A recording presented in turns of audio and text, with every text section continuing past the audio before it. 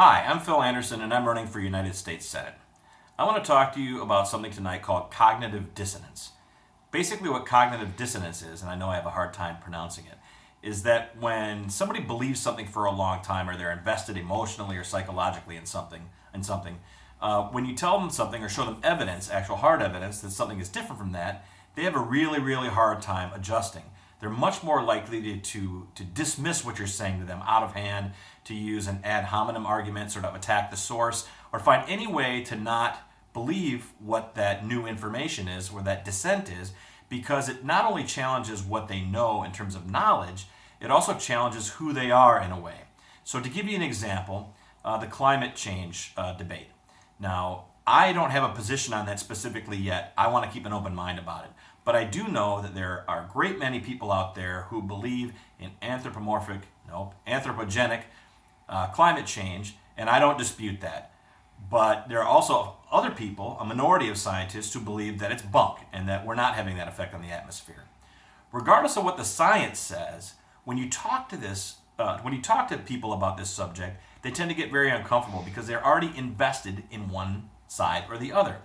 The same thing goes for other issues when you're talking about politics, for example, with Republicans and Democrats. Quite often, if you challenge Republicans on the history of their party or the conduct of their public officials, their response is to attack Democrats, or vice versa. Because people have what are called professions.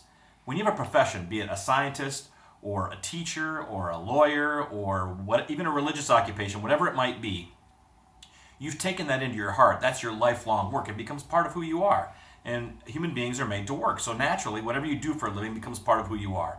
So when that becomes challenged, when somebody challenges that or threatens that in some way, your reaction is the same way as if somebody challenges your identity or challenges where you're from or what racial heritage you might be, whatever. It's very threatening.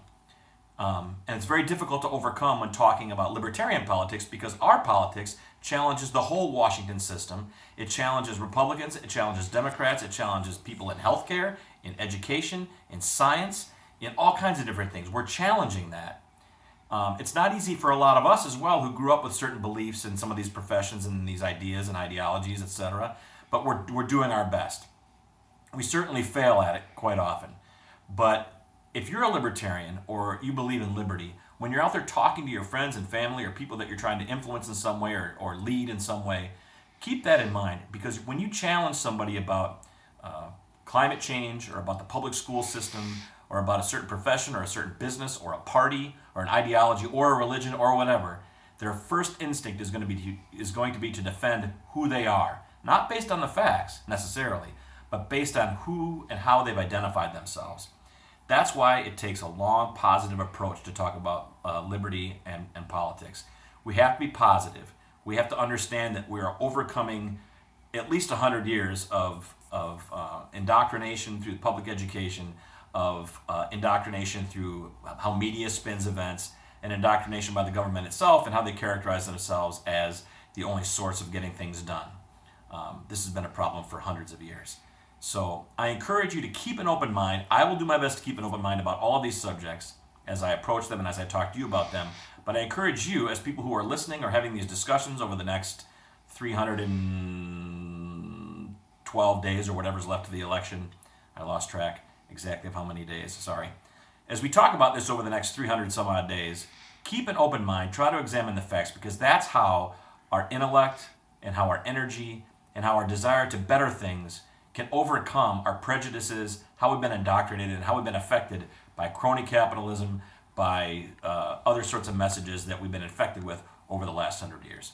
Thanks, and I'll talk to you again in 2016. Good night.